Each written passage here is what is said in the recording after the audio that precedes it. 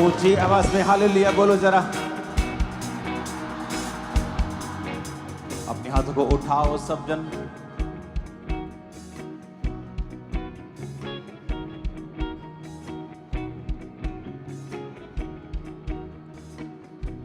और उन सब परिवारों के लिए सबसे पहले हम प्रार्थना करेंगे जिन्होंने अपने जनों को खोया है इस अटैक में। अपने हाथों को उठाओ सबके लिए।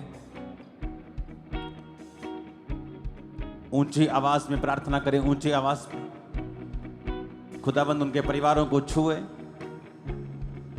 और शांति का आत्मा उन्हें दे। उठाकर अपने हाथों को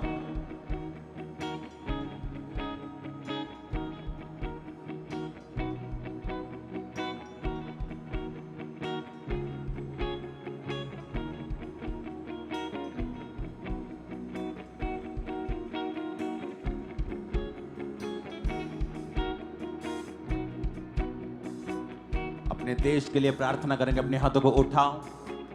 आप जिस भी देश से मुझे देख रहे हैं, अपने देश को अपने हाथों में उठाओ, क्योंकि वचन कहता है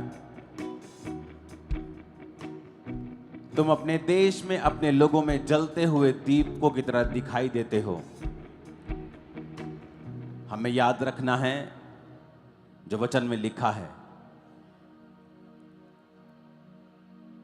कि कौम कौम के ऊपर चढ़ाई करेगी, राज्य राज्य के ऊपर चढ़ाई करेगा। जब तुम इन बातों को होते हुए देखोगे तो जान लेना अंत निकट है। आप जिस भी देश से मुझे देख रहे हैं, अपने देश के झंडे को अपने हाथों में उठाओ, नहीं तो अपनी आत्मा में उसे छुओ और प्रार्थना करो अपने देश के लिए कि शैतान की सब चालें खत्म हो। अपने अपने देश को छुओ और कहो खुदाबंद तेरा आत्मा मेरे देश को और मेरे देश के चलाने वालों को छुए। देश के फौजियों को परमेश्वर के लहू में छुपाओ। अंधकार की शक्तियां, दुष्ट आत्मा, कोई सब अटैक्स यीशु मसीह के नाम में उन्हें खत्म करो।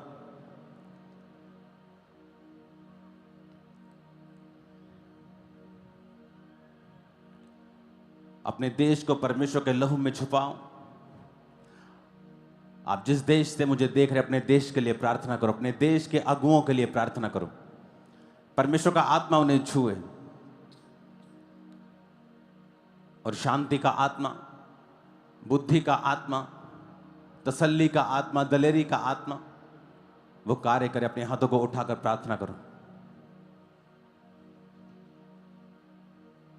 प्रार्थना करेंगे अपने हाथों को उठा के मीडिया के लिए कि परमेश्वर उन्हें बुद्धि दे। अपने हाथों को उठाकर प्रार्थना करेंगे।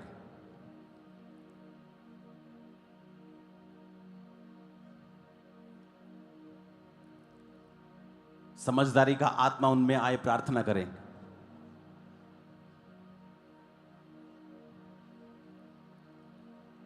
अब जरूरी हो चुका है लोगों के लिए कि वो देश के मीडिया के लिए भी प्रार्थना करें। आप जिस भी देश में हैं, अपने देश के मीडिया के लिए प्रार्थना करना अब जरूरी है कि प्रभु उन्हें बुद्धि का आत्मा दे। वो इंसानियत को जगाए।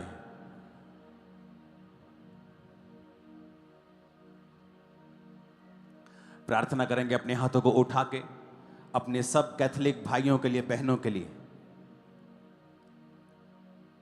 कि इस समय जो दुख का उनका समय है, कि परमेश्वर उन्हें तसल्ली दे।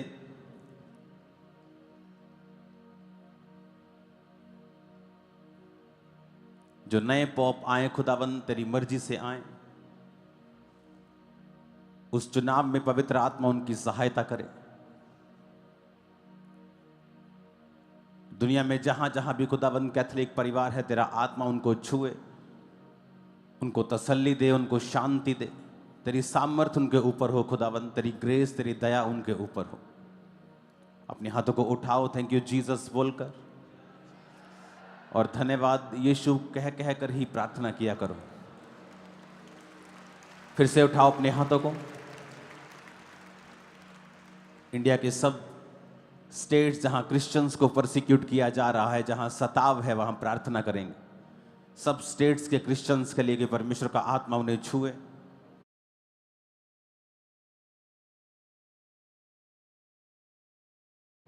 उनकी चर्चिस को, सेवकाइयों को छुए, उन्हें बुद्धि दे, ताकत दे, समझ दे। खुदा ने कहा ऐसी कोई परीक्षा मैं तुम्हें पढ़ने नहीं दूंगा जिसके साथ निकास ना करूं और जो तुम्हारे सहने से भी बाहर हो। तो मेरे पिता उनके निकास को कर, उनको सामर्थ्य दे खुदावन। डिवाइन हेल्पर्स को उनके लिए खड़ा कर खुदावन।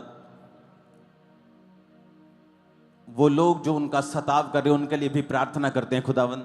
तेरी सच्चाई उनके ऊपर जाहिर हो मेरे पिता। वचन कहता है जो जिसके अंदर होता है वो वही देता है।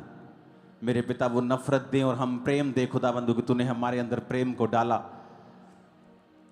उन्हें अपना प्रेम दिखा खुदावन, अपना आप उन पर जाहिर कर मेरे सामर्थ्य परमेश्वर।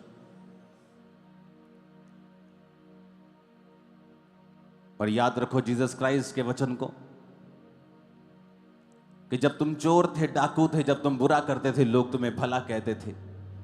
लेकिन जब मेरे नाम के कारण वो तुम्हें बुरा कहें, तुम्हारे नाम को काट दे, तुम्हें सताएं, तो इससे दुखी मत होना बल्कि आनंद मनाना, आनंदित होना, क्योंकि तुम्हारे नाम स्वर्ग में लिखे हैं। क्योंकि तुमसे पहले जो नबी थे उनको भी उन्होंने इसी तरह सताया था। अपने हाथों को उठाओ, खुदावन से कहो परमेश्वर तेरा आत्मा उन लोगों को छुए जो सताव करते हैं खुदावन। जिस तरह तूने हमें चुना है खुदावन, जब हम एक विरोधी थे, तेरे वचन का विरोध करते थे, उसी तरह उनको भी चुन खुदावन। तो सरकार के बड़े बड़े लोगों को अपना आप जाहिर करके उनको चुन, अपनी सच्चाई उन पर जाहिर कर। तू धर्म को बदलने के लिए नहीं, तू जीवन को बदलने के लिए आया। प्रभु यीशु मसीह के सामर्थ्य नाम में हम मांगते हैं। अपने घुटनों के भार बैठकर अपनी बाइबल को उठाओ और परमेश्वर से कहो परमेश्वर मैं ये वचन सुनूं और जो कुछ मैं सुनूं वो मेरे अंदर जाए, मेरी आत्मा में बस जाए। मैं इसे भूलूं नहीं, पर इस पर चलता रहूं और 100 गुना फलों को लेके आऊं। अपनी बाइबल को उठाओ और जिन लोगों के पास मेंबरशिप कार्ड नहीं है चर्च के, ये बड़ा इंपॉर्टेंट मैसेज है, मैं चाहता हूं मैं आत्मा में आपको दूं। इस कार्ड के बिना आपको बैप्टिज्म नहीं मिलेगा फ्यूचर में, तो आपका मेंबरशिप कार्ड होना चाहिए। और जब आप लंबे समय से चर्च आ रहे हैं तो ही आपको बैप्टिज्म मिलेगा। तो आप अपना कार्ड बनाना मत भूलें। अपने हाथों को उठाकर बाइबल को उठाओ और कहो ये मेरा शुद्ध रहने का आधार है, मेरे चंगे रहने का आधार है। ऊंची आवाज में बात करो प्रभु से।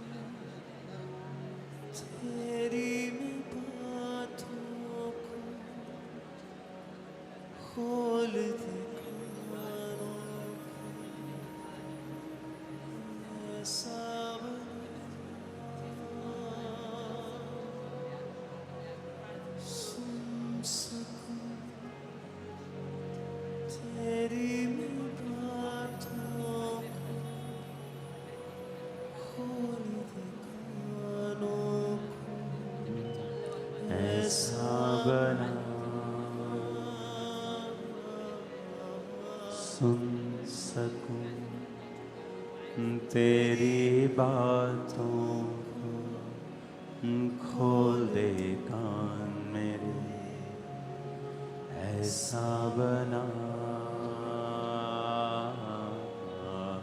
सुन सकूं तेरी बातों को।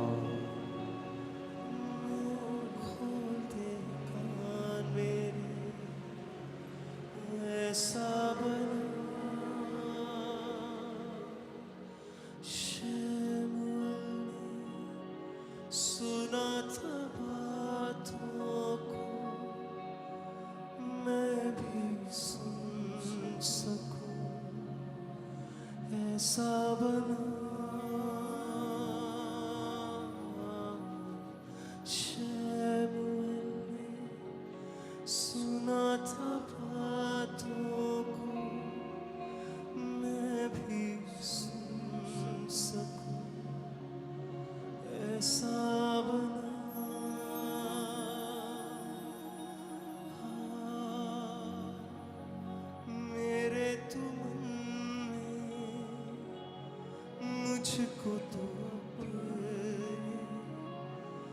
जैसा बना। प्रभु यीशु मसीह के सामर्थ्य नाम में हम मांगते हैं। गूंज कम करो, प्रेशर बढ़ा, जोर से तारीफ करो खुदाबंद के नाम की। लास्ट तक आवाज आ रही तो हाथ हिलाओ पीछे। लास्ट में अगर आप मुझे सुन पा रहे हैं आराम से तो बिना दिक्कत के। सबको आवाज आ रही तो हाथों को हिलाओ, सब हाथों को हिलाओ। अच्छा नहीं आ रही तो हाथों को हिलाओ। क्लियर आवाज नहीं आ रही तो, अगर आवाज क्लियर नहीं है हाथ हिलाओ।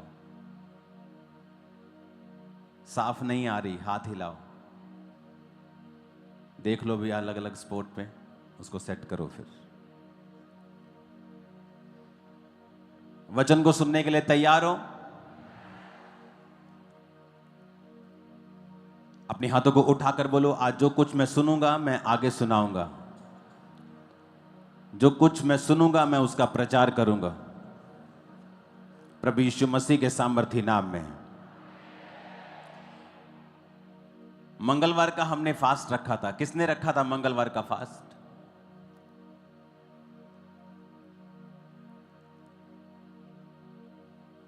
जब ईस्टर वीक था तो कुछ इंपॉर्टेंट काम भी थे चर्च में, तो बहुत से जो मेरे दोस्त थे वो बाहर से आए हुए थे और मैं उनसे बात कर रहा था कि परमेश्वर ने मुझसे कहा है, पिछले हफ्ते की बात है ये, कि मुझे फौजियों के लिए प्रार्थना करनी है और मुझे उन्हें चर्च में बुलाकर प्रार्थना करनी है। तो पिछले संडे जब मैं अनाउंस करने वाला था, मैंने कहा मंगलवार का मैं फास्टिंग अनाउंस करता हूं, उसके बाद मैं ये चीज को अनाउंस करूंगा। और मंगलवार को आपको कहा था कि हमें शुक्रगुजारी की फास्टिंग करनी है और प्रभु के सामने ही रहना है। और मंगलवार को हम जानते हैं कि देश में क्या हुआ। इमेजिन करो, हम आप लोग सब लोग हम प्रेयर में थे, नहीं तो वहां पे पता नहीं और भी लोगों की जान जा सकती थी। लाख वहां पे सैकड़ों लोग थे। एक चीज मैं आपको शुरू से बताता आया हूं कि ये साल फाइनेंशियल डिप्रेशन का होगा। और पिछले हफ्ते में मेरा एक स्पिरिचुअल सन मुझसे पूछ रहा था कि मुझे स्टॉक मार्केट में जाना चाहिए। मैंने कहा इस साल ये ऊपर नीचे ही होता रहेगा, क्योंकि घटनाएं ऐसी होती रहेंगी। और उसके बाद फिर ये वाली घटना हो गई जो आतंकवादियों वाली। जब परमेश्वर ने हमें पहले से बता दिया पिछले साल ही कि फाइनेंशियल चीजें खराब होंगी, और आप प्रार्थना में हो, मैं प्रार्थना में हूं, जो कुछ भी खराब हो रहा है उसके लिए हमें प्रार्थना करनी है, क्योंकि और कोई इसका हल नहीं है। शारीरिक हल बहुत से होंगे, लेकिन अगर आत्मा में हमें देखना है और चीज को स्टॉप करना है, आपको और मुझे प्रार्थना करनी होगी।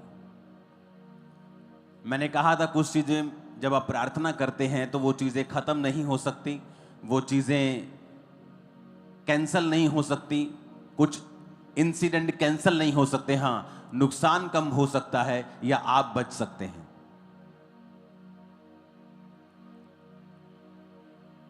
हालेलुया। एक क्रिश्चियन परिवार भी वहां पे था, और वो जब जा रहा था वहां पे, तो जिस ढाबे में वो खाना खा रहे थे उसने नमक ज्यादा डाल दिया। तो उन्होंने कहा कि नमक ज्यादा डला हुआ मेरे माता पिता खा नहीं पाएंगे, तो जल्दी बिल बना, हमें जाना है वहीं वैली में। उन्होंने कहा नहीं, मैं तो जाने नहीं दूंगा तुझे। तो हम पूरा खाना खिला के दोबारा खाना बनाया, और उसमें वो लेट हो गए और 15 मिनट लेट पहुंचे वहां पे। और जब वो पहुंचे ही थे तो लोगों ने कहा यहाँ लोग मारे जा रहे, भाग जाओ। तो वो भागे वहां से। तो इस तरह की कितनी घटनाएं आपको मिलती हैं, और आपको ये चीजें इनकरेज करती हैं कि प्रार्थना करते रहिए, ताकि जो शैतान करना चाहता है वो ना हो या कम से कम हो। कितने मेरी बात को समझ रहे हैं? हालेलुया। आपको प्रार्थना करनी होगी मीडिया के लिए कि प्रभु उन्हें बुद्धि दे और समझ दे। प्रार्थना करनी होगी देशों के लिए, प्रार्थना करनी होगी सरकारों के लिए, प्रार्थना करनी होगी फौजियों के लिए, क्योंकि वचन ये कहता है कि आप लोग जो क्रिश्चियन हैं वो मध्यस्थता में हैं, कि आप लोगों को मध्यस्थता करनी है, आपको लोगों को समस्याएं देखनी है और उसके अनुसार आपको प्रार्थनाएं करनी है परमेश्वर के सामने। क्योंकि जब आप प्रेयर करेंगे परमेश्वर बदलेगा माहौल को। मैं आपको बता रहा हूं, वो अपने मन को चेंज करेगा, माहौल को बदलेगा। मत्ती 8 उसकी 28 से 34 आयत में लिखा है, जब वह उस पार गदनेरियों के देश में पहुंचा तो दो मनुष्य जिनमें दुष्ट आत्माएं थीं कब्रों से निकलते हुए उसे मिले, और वो इतने प्रचंड थे कि कोई उस मार्ग से नहीं जा सकता था। उन्होंने चिल्लाकर कहा, हे प्रभु के पुत्र, परमेश्वर के पुत्र, हमारा तुझसे क्या काम? क्या तू समय से पहले हमें दुख देने आया है? उनसे कुछ दूर बहुत से सूरों का एक झुंड चल रहा था। दुष्ट आत्माओं ने उससे विनती की, यदि तू हमें निकालता है तो सूरों के झुंड में भेज दे। अब यहां पर यह हमने बहुत बार वचन बहुत बार पढ़ा है, लेकिन अब जिस बात की मैं जिक्र करना चाहता हूं वो है कि जब वो गदनेरियों के देश में यीशु मसीह पहुंचे तो लिखा, दो मनुष्य उन्हें वहां से मिले। वो इतने प्रचंड थे, यानी वो इतने अग्रेसिव थे वो दोनों।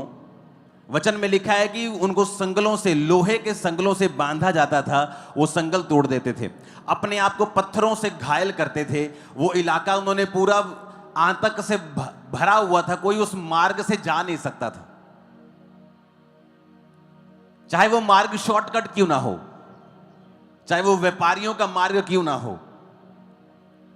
कि अगर मुझे किराए पे एक ऑटो को फगवाड़ा भेजना है तो मुझे 700 रुपया किराया लगता है, लेकिन अगर रास्ता बंद कर दिया, जब मुझे घूम के जाना पड़े तो वही किराया फिर 1700 लगता है। तो जब शैतान आपकी लाइफ में या किसी की लाइफ में काम करता है तो वो सिर्फ उस व्यक्ति को नुकसान नहीं करता, उसके साथ साथ उस इलाके को भी नुकसान करता है, उन लोगों को भी नुकसान करता है। जब शैतान एक व्यक्ति की लाइफ में काम करता है, वो सिर्फ उसी की लाइफ में काम नहीं कर रहा, उसके परिवार की जाके हालत देखो क्या है, उसके रिश्तेदारों की भी हालत देखो, परिवार की हालत देखो, पत्नी की हालत देखो, पति की हालत देखो। आप देखो, जिसकी लाइफ में शैतान काम कर रहा है सिर्फ उसी की लाइफ में नुकसान नहीं हो रहा, उसके परिवार की लाइफ में भी फाइनेंशियल नुकसान हो रहा है, शांति का नुकसान हो रहा है। और इसीलिए जब एक व्यक्ति चर्च में आता है और छुटकारा ग्रहण करता है, सबसे ज्यादा विरोध उसी व्यक्ति का या चर्च का होता है, क्योंकि शैतान को कभी भी छुटकारा पसंद नहीं है। क्योंकि शैतान ये बात जानता है कि ये छुटकारा सिर्फ इस व्यक्ति का नहीं होगा, ये छुटकारा इसकी फाइनेंशियल लाइफ का भी होगा। एक व्यक्ति अगर शराब पीता है तो कितने लाख रुपया, कितने हजारों रुपया वो एक साल में खराब करता है। अपनी फैमिली के साथ वो घूमने नहीं जाता क्योंकि हर समय उसके दिमाग में शराब है। शाम को वो अपने बच्चों के साथ नहीं बैठ पाता क्योंकि जैसे ही शाम का वो शाम होती है उसके दिमाग में शराब घूमती है। वो अपने बच्चों के साथ समय नहीं बिता पाता क्योंकि उसके शाम को उसके समय में शराब है। अपनी पत्नी के साथ बात नहीं करता क्योंकि शाम को उसको तलब लगती है और वो शराब पीने के लिए दौड़ता है। ये क्या है? ये बंधन है। और वचन में लिखा हुआ है कि जब परमेश्वर वहां छुड़ाने के लिए गए तो शैतान कहता तो समय से पहले मुझे दुख देने के लिए क्यों आया है? क्योंकि एक परिवार में अगर एक व्यक्ति भी शैतान के झांसे में है, बंधन में है, तो वो पूरे परिवार का भी उसमें नुकसान होता है। फाइनेंशियल नुकसान, इमोशनल नुकसान, सोशल नुकसान। ऐसे बहुत से परिवार हैं जहां पर रिश्ते नहीं हो पाते क्योंकि उनकी फैमिली का एक मेंबर शराबी है। आपको समझ आ रही मेरी बात ही कि नहीं?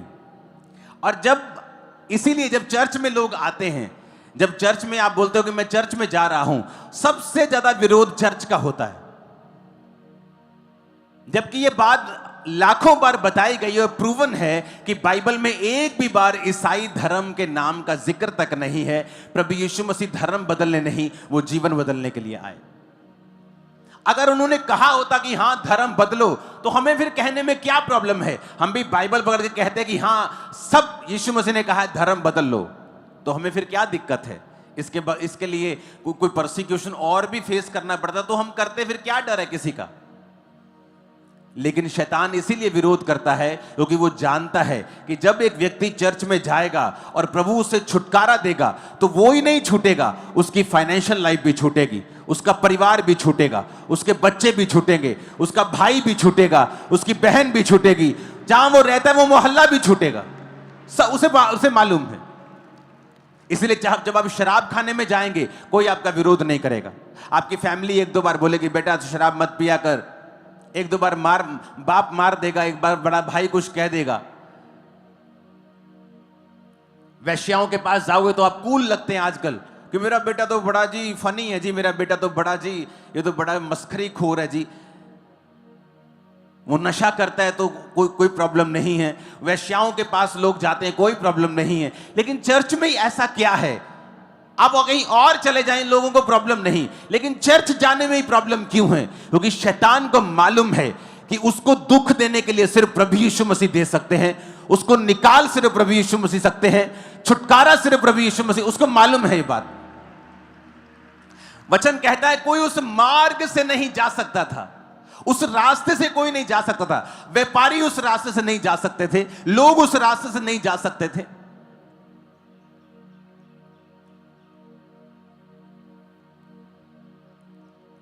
हालेलुया। अगर दुबई जाना है तो 3 घंटे लगते हैं, लेकिन अब पाकिस्तान ने अपना एयर स्पेस बंद कर दिया और अब घूम के जाना पड़ेगा तो 5 घंटे लगते हैं। उसी तरह यह व्यक्ति जहां रहता था दुष्ट आत्मा वाला, तो लोग उस सीधे रास्ते से जा नहीं सकते थे, घूम के जाना पड़ता था। जब रास्ता बंद हो जाता है, या किसी इंसान की वजह से या यहां पर दुष्ट आत्मा की वजह से, कारण अलग अलग हो सकते हैं, लेकिन जब रास्ता बंद होता है तो लोगों को एक्स्ट्रा पे करना पड़ता है। अब टिकट के लिए एक्स्ट्रा पे करना पड़ेगा, लंबा रास्ता निकलना पड़ेगा। उसी तरह से हो सकता है कि साथ में गांव में किसी ने जाना, व्यापार करना हो, लेकिन ये व्यक्तियों के कारण आम लोग भी दुखी थे। और इसीलिए जब व्यक्ति चर्च में आता है, जब एक व्यक्ति यीशु मसीह को ग्रहण करता है, तो लोग उसका विरोध करते हैं, उनके खिलाफ अलग अलग कानून बनाए जाते हैं। क्यों? क्योंकि शैतान सिर्फ चर्च में आकर ही निकलता है और उसकी छुटकारा जो है वो चर्च में आकर होता है, क्योंकि यीशु मसीह ने उस छुटकारे के लिए मूल्य को अदा किया है। इसलिए वचन कहता है जो काठ पर लटकाया जाता है वो श्रापित है, वो तुम्हारे लिए बांधा गया कि तुम्हें शैतान के बंधनों से आजाद कर सके। और वचन कहता है परमेश्वर ने शैतान पर फतह पाकर जब जी उठा, मौत पर फतह पाई, शैतान पर फतह पाई, मुर्दों में से जी उठा। और आज जब तुम परमेश्वर को ग्रहण करते हो, तुम भी शैतान के ऊपर फतह प्राप्त करते हो। इसलिए प्रभु यीशु मसीह ने कहा था मैं तुम्हें सामर्थ पर, उनकी बिच्छुओं की, सांपों की सारी सामर्थ पर अधिकार देता हूं, किसी वस्तु से तुम्हें कुछ भी हानि नहीं होगी। जो परम प्रधान के छाए हुए स्थान में बैठा रहेगा वो सर्वशक्तिमान की छाया में ठिकाना पाएगा। और तू सांप अजगर को क्या करेगा? लताड़ेगा, सिंह को लताड़ेगा, अजगर को लताड़ेगा। शैतान के ऊपर परमेश्वर ने आपको अधिकार दिया है। और इसीलिए जब अब एक व्यक्ति चर्च में आता है उसका विरोध होता है, क्योंकि शैतान को पता है अगर ये छूटा इसका परिवार भी छूटेगा, इसका फाइनेंस भी छूटेगा, इसका मोहल्ला भी छूट जाएगा, इसके लोग भी छूट जाएंगे, इसके बच्चे भी छूट जाएंगे, पत्नी छूट जाएगी, पति छूट जाएगा, उसको सब पता है, इसलिए वो विरोध करता है। इसलिए तो परमेश्वर ने कहा था जब तुम्हारा विरोध हो डरना मत, अपना काम करते रहना, डरना मत। जब आप डरेंगे नहीं, आप भी छुटकारा पाएंगे, आपका परिवार भी छुटकारा पाएगा। मेरे परिवार में जिन लोगों ने मुझे डराया और जिन लोगों ने मुझसे बात नहीं की कि तू परमेश्वर में चला गया, क्रिश्चियन बन गया, आज वही लोग उस छुटकारे का आनंद ले रहे हैं। अगर वो आज परमेश्वर में ना होते तो मैं आपको गारंटी देता हूं दुखी होते और हद के बीमार होते। क्योंकि आज वो खुद भी परमेश्वर में हैं, तो प्रभु उनको साथ साथ चंगा करता है, उन्हें भी आजाद करता है, उन्हें भी छूता है।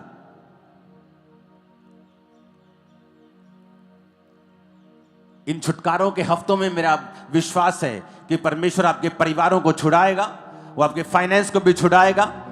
इस डिलीवरेंस वीक्स में जो कुछ भी आपका बंधा हुआ है, यीशु मसीह नासरी के नाम में वो छूटेगा। आमीन। ऊंचाई और आशीष आपकी होगी। हालेलुया। करना क्या है? आपको जीसस क्राइस्ट पे बिलीव करना है। जो कुछ परमेश्वर का वचन कहता है आपको उसे फॉलो करना है। आपको ये याद रखना है कि परमेश्वर ने अपने वचन को मुझे दिया है, मुझे उस वचन को पढ़ना है रोज, परमेश्वर के साथ एक समय को बिताना है रोज, और अपने छुटकारे को परमेश्वर से लेना है। आप छूटे, आपका परिवार भी छूटेगा, फाइनेंस भी छूटेगा। जब परमेश्वर ने इन लोगों को आजाद किया तो वो मार्ग भी आजाद हुआ, साथ में लोग भी आजाद हुए, साथ में उनके परिवार भी आजाद हुए, बहुत चीजें आजाद हुई। मल्टीपल डिलीवरेंस आपके परिवारों में, आपकी लाइफ में आता हुआ देख रहा हूं। आमीन। जितना ऊंचा ये ब्लेसिंग उतनी बड़ी है चर्च। Hallelujah, hallelujah. आपको यीशु मसीह के साथ अपने संबंधों को कायम करना है। इस बारे में मैं अब आपको टीचिंग दूंगा कि कैसे बाइबल के वचनों को आप अपने लिए जीवित कर सकते हो।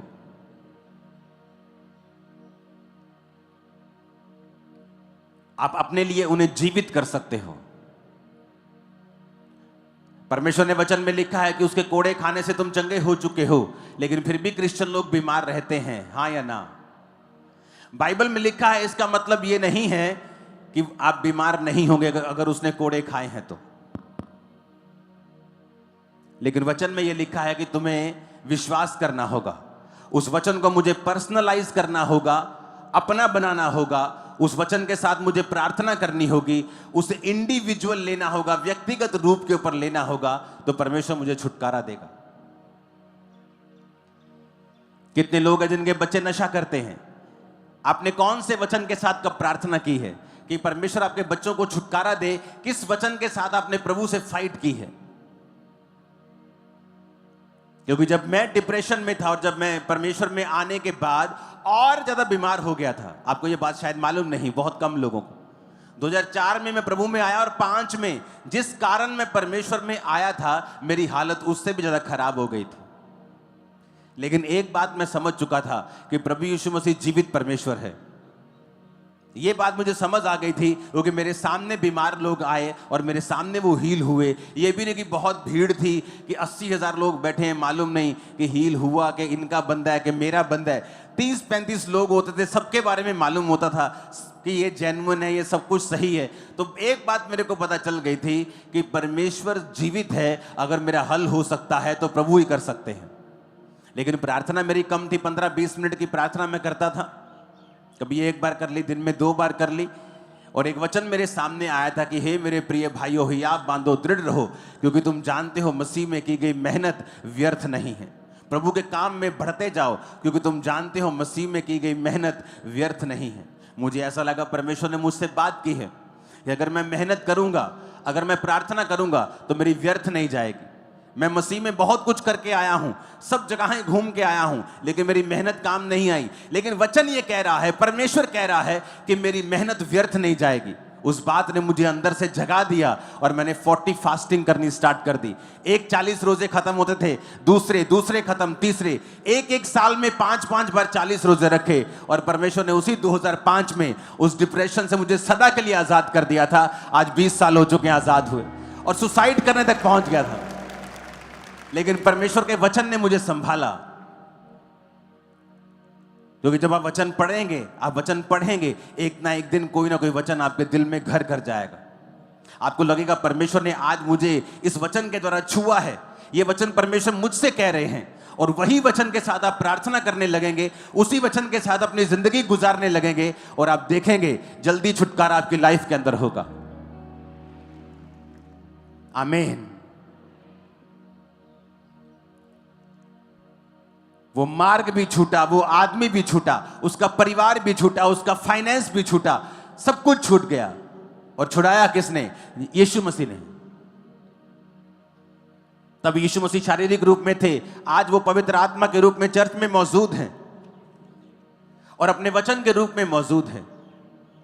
आज आप यीशु मसीह को फॉलो कर सकते हो, उससे बात कर सकते हो, अगर आप रोज बाइबल के साथ अपने समय को बिताओ और मौका दो। बाइबल को टोटके की तरह इस्तेमाल मत करो, बाइबल को रोज पढ़ो, क्योंकि मेरी प्रॉब्लम अलग थी, आपकी अलग है। तो पता नहीं कौन सा वचन, जब आप बाइबल को रोज पढ़ेंगे, इसलिए कि आप परमेश्वर के साथ समय बिताना चाहते हैं और आप स्पिरिचुअल लाइफ को फॉलो करना चाहते हैं। आप देखना चाहते हैं कि बाइबल में क्या लिखा है, आपकी लाइफ में क्या कमी है, आप क्या करें। आपको बाइबल इसलिए पढ़नी है, और जब आप बाइबल पढ़ना स्टार्ट करते हैं, परमेश्वर आपके दिल से वचन के जरिए बात करता है। कोई ना कोई वचन ऐसा आएगा जो आपको छू देगा, और उसी वचन से आप प्रार्थना करना शुरू कर देंगे, फाइट करना शुरू कर देंगे। और वही छुटकारे का कारण हो जाएगा। और याद रखो, छुटकारा जरूरी है।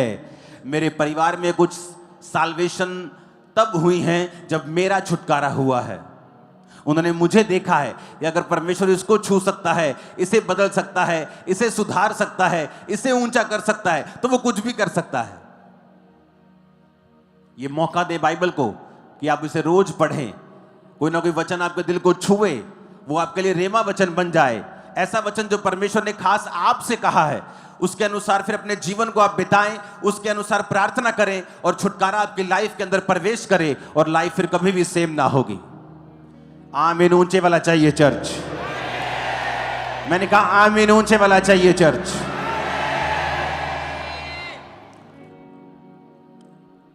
अपने पड़ोसी को बोलो, क्या तू छुटकारे के लिए तैयार है? क्योंकि छुटकारा जरूरी है। तो रोज बाइबल को पढ़, प्रार्थना कर और यीशु मसीह को फॉलो कर, और तू और तेरा घराना छुटकारे को पाएंगे। आमीन आमीन। ऊंचा 7 बार बोलो आमीन।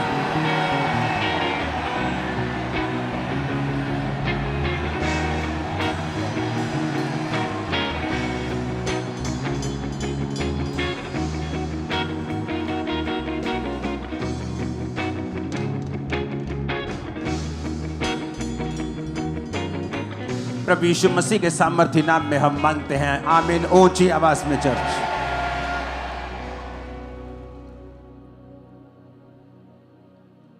अपने घरों में अपने बच्चों को बाइबल पढ़ने की आदत डालें,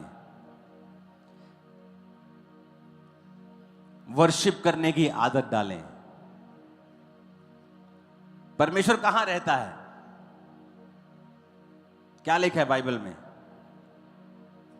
कुछ लोग कहते हैं परमेश्वर स्वर्ग में रहता है। वचन कहता है स्वर्ग उसका क्या है? सिंहासन है, उसका ऑफिस है। वो आदमी अपने ऑफिस में नहीं रहता, वो घर आता है। और लिखा पृथ्वी उसके पैरों की क्या है? चौकी है। तो जो पैरों की चौकी है उसमें वो रह कैसे सकता है? जो उसका ऑफिस है उसमें वो रह कैसे सकता है? वचन कहता है परमेश्वर स्तुतियों के बीच में क्या है? विराजमान। आप जानते हैं क्यों क्रिश्चियन लोग आज कंफ्यूज रहते हैं? क्यों ऐसी स्टेट में रहते हैं जहां उनको यह नहीं मालूम कि मुझे अपनी लाइफ में क्या करना है? जल्दी निराश हो जाते हैं, डिस्करेज हो जाते हैं, ठंडे हो जाते हैं। क्यों?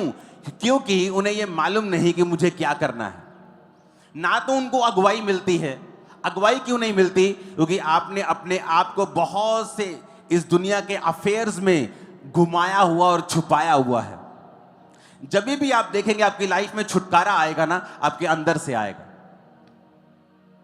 आप संतरे के पेड़ को जितना मर्जी बाहर से जोर लगाओ, बाहर से आप संतरा लगा नहीं सकते, वो निकलेगा वो उसके अंदर से ही।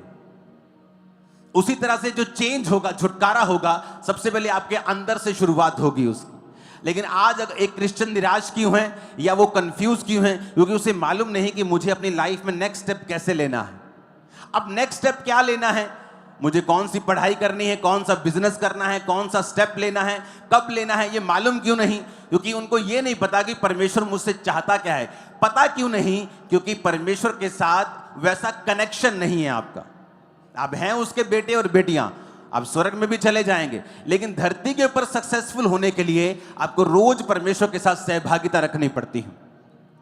आप जानते हैं जब आप वर्शिप करते हैं, लोगों को लगता है, आप भी आज भी अगर चर्च में देखो, मैं सालों से कह रहा हूं, आज भी अगर आप चर्च में देखोगे तो 40% लोग वर्शिप के बाद आए होंगे चर्च में आज भी।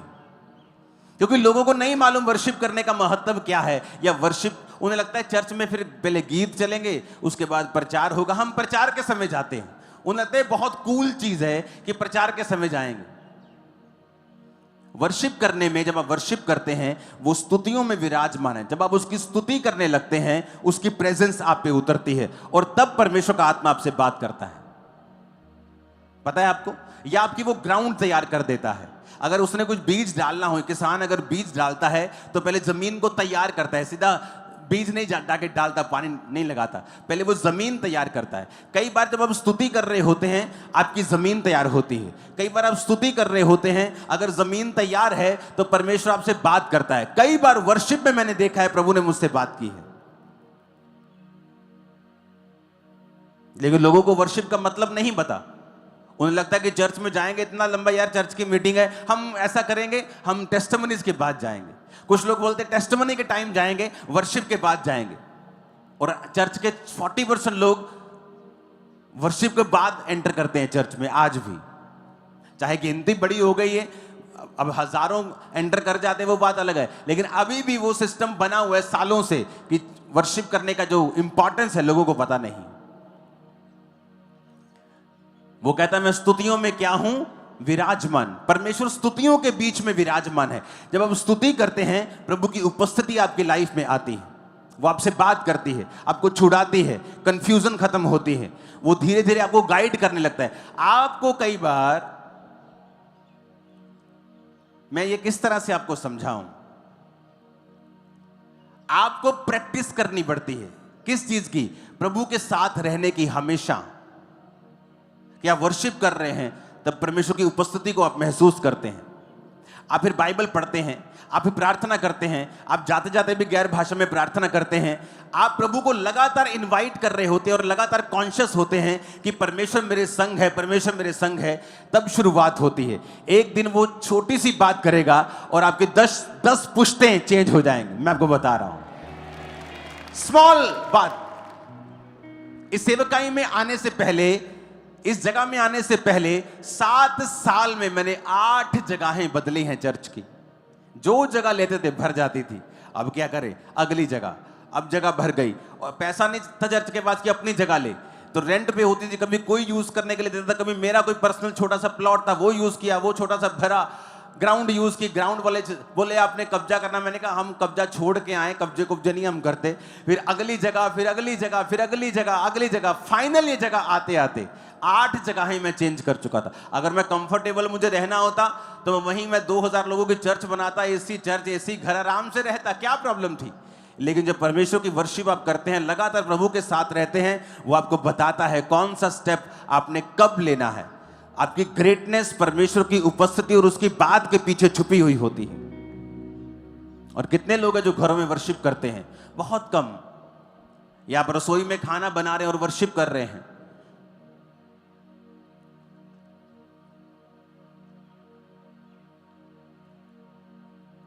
जब बाइबल के सामने हम जाते हैं, ऐसा लगता है कि पूरा फेस कालक से भरा हुआ है, क्योंकि वचन कहता है कि जो परमेश्वर का वचन है ना, वो मिरर है, वो आईना है। वो आईना दिखाता है कि तुम कहां स्टैंड करते हो। हालेलुया। कई बार मैं अपने प्रेयर रूम में जाता हूं और जब मैं वर्शिप करने लगता हूं, मैं लगातार वर्शिप करता हूं 2 घंटे। गीत चल रहा है, मैं वर्शिप कर रहा हूं, बीच में प्रेयर कर रहा हूं, वर्शिप कर रहा हूं। वर्शिप इंपॉर्टेंट है। जब आप प्रभु की आराधना करते हैं, वो स्तुतियों के बीच में विराजमान है, बाइबल कहती है। इन छुटकारों के हफ्तों में जो आज से शुरू होगा, आपको ये बातें आज से लिख कर रखनी है। वर्शिप करने की आदत डालनी है, बाइबल पढ़ने की आदत डालनी है, विरोध में हटना नहीं है, क्योंकि छुटकारा नजदीक है। शैतान चाहता है आपका छुटकारा ना हो, लेकिन आपका छुटकारा होगा यीशु मसीह के नाम में। और हर एक व्यक्ति का छुटकारा होता है। मुझे भी अगले लेवल पे जाना है तो मुझे भी एक छुटकारे की जरूरत है, तो परमेश्वर छुटकारा देगा। रास्ता यही है। रास्ता वचन के बीच में से होकर जाता है, उसकी उपस्थिति के बीच में से होकर ही जाता है। आज से ये कलीसिया एक और प्रार्थना करेगी सभी स्टेट्स के लिए, इंडिया की सारी स्टेट्स के लिए, जहां जहां परसिक्यूशन हो रही है, क्रिश्चियन लोगों की बहुत सताव हो रहा है। आप उन स्टेट्स के लिए, वो स्टेट्स के सारे सरकारों के लिए आप लोग प्रार्थना करेंगे और इसे भूलना नहीं है। आज के बाद इस पॉइंट को भूलना नहीं है, क्योंकि उन मसीह लोगों को आपकी प्रार्थनाओं के, मेरी प्रार्थना की जरूरत है। हम ऐसा नहीं सोच सकते यहां सब कुछ ठीक है तो वहां सब कुछ ठीक नहीं, तो हम ठीक है तो सब ठीक है। लेकिन हमें दुखों में शामिल होना है, हमें प्रार्थनाओं में शामिल होना है। जो कर सकते हैं उन्हें करना है। आमीन। जब भी आप प्रार्थनाओं में बैठें, खास तौर पे अपने सेवकों के लिए, चर्च के लिए, ये चर्च के लिए, बाकी स्टेट्स के लिए, उनकी चर्चेस के लिए आपको प्रार्थनाएं करनी है। और मेरा विश्वास है परमेश्वर बदलाव लाएगा। आमीन। अपने हाथों को उठाओ, एक वायदा करो, आज से मैं वर्शिप करूंगा और आज से मैं वचन को पढ़ूंगा, आज से मैं प्रभु के साथ अपनी सहभागिता को रखूंगा। उठ जाओ सब जन, अपने हाथों को उठाओ और कहो खुदा से कि वो आपको माफ करे, वर्शिप का आत्मा आपको दे, वचन पढ़ने की स्पिरिट आपको दे, परमेश्वर के साथ सहभागिता करने वाला मन दे। उठाओ अपने हाथों को। जीवन तेरा पल भर बदले, दिल को